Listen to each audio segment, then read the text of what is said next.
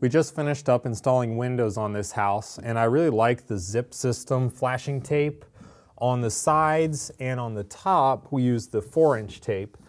And then you come down here on the bottom, we've used the 6-inch zip stretch tape for the bottom windowsill. And it's a really cool product. It contours and stretches into the corners and eliminates any need for a small additional pieces of tape to flash out the window corners. And come up here, traditionally people put their flashing tape directly over the house wrap. I really like this method of cutting the house wrap here, across, again up here. You flap it up and you put your flashing tape directly onto the sheeting. Then you flap your house wrap back over it and use some house wrap tape to tack it down.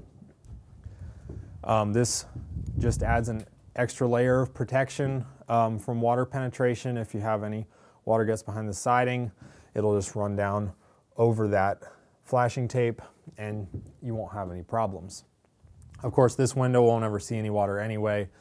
It's under a covered porch, but we do all of them the same. And this is just a really good method for flashing out a window to eliminate any potential problems in the future.